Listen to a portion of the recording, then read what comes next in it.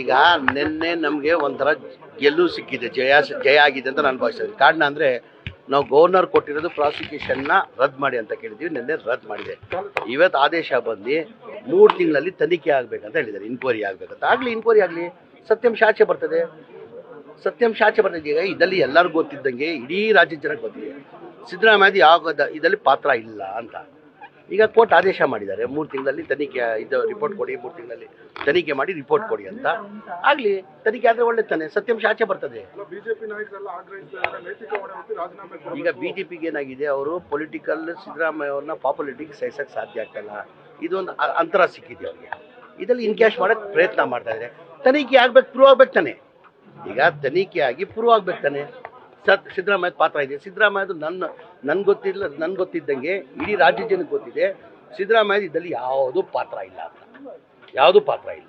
ತನಿಖೆಗೆ ಆದೇಶ ಮಾಡಿದರೆ ತನಿಖೆ ಆಗಲಿ, ತನಿಖೆಯಲ್ಲಿ ಸತ್ಯಾಂಶ ಆಚೆ ಬರ್ತದೆ ತಾನೆ, ಯಾರಿದ್ದಾರೆ ಅಂತ ಸತ್ಯಾಂಶ ಆಚೆ ಬರ್ತದೆ. ಈಗ ತನಿಖೆದಲ್ಲಿ ಗೊತ್ತಾಗ್ತದೆ, ಅವ್ರು ಹೇಳಿರ್ಬೋದು. ಈಗ ತನಿಖೆ ಮಾಡಿದ್ರೆ ತಾನೇ ಗೊತ್ತಾಗೋದು.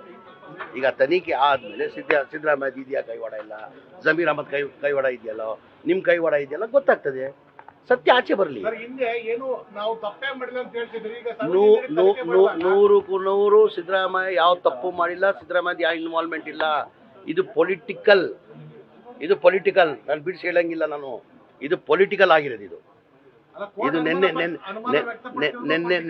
ನಿನ್ನೆ ಜಡ್ಜ್ಮೆಂಟ್ ಬಂದಿರೋದು ಎಲ್ಲೋ ಒಂದು ಕಡೆ, ನನ್ನ ಅಭಿಪ್ರಾಯ ನಾನು ಹೇಳ್ತಾ ಇರೋದು, ಎಲ್ಲೋ ಒಂದು ಕಡೆ ಪೊಲಿಟಿಕಲ್ ಜಡ್ಜ್ಮೆಂಟ್ ಬಂದಿದೆ ಅಂತ ನಾನು ಭಾವಿಸ್ತಾ ಇದ್ದೀನಿ. ಇಲ್ಲ, ಈಗ ಒಂದು ನಿಮಿಷ, ನಿನ್ನೆ ನಮಗೆ ಒಂಥರ ನಮಗೂ ಜಯ ಸಿಕ್ಕಿದೆ. ಏನಕ್ಕಂದರೆ ನಾವು ರಾಜ್ಪಾಲರು ಏನು ಪ್ರಾಸಿಕ್ಯೂಷನ್ ಕೇಳಿದ್ರಿ ಅದು ರದ್ದು ಮಾಡಿ ಅಂತ ಹೇಳಿದರು. ಪ್ರಾಸಿಕ್ಯೂಷನ್ ಕೊಟ್ಟಿಲ್ಲ, ತನಿಖೆ ಮಾಡಿ ಅಂತ ಹೇಳಿದ್ದಾರೆ. ಇವತ್ತು ಕೋರ್ಟಲ್ಲಿ ಆದೇಶ ಆಗಿದೆ, ತನಿಖೆ ಆಗಿ ಡಿಸೆಂಬರ್ ಒಳಗಡೆ ರಿಪೋರ್ಟ್ ಕೊಡಿ, ಕೋರ್ಟ್ಗೆ ಸಬ್ಮಿಟ್ ಮಾಡಿ ಅಂತ. ತನಿಖೆ ಆಗಲಿ, ತನಿಖೆದಲ್ಲಿ ಸತ್ಯಾಂಶ ಆಚೆ ಬರ್ತದೆ ತಾನೆ. ಈಗ ಇಲ್ಲ ಸರ್, ಅದಾದ್ಮೇಲೆ ತಾನೆ. ಈಗ ತನಿಖೆ ನಡೀತಾ ಇದೆ, ನಾನು ತನಿಖೆ ಮಾಡ್ತಾ ಇದ್ದೀನಾ?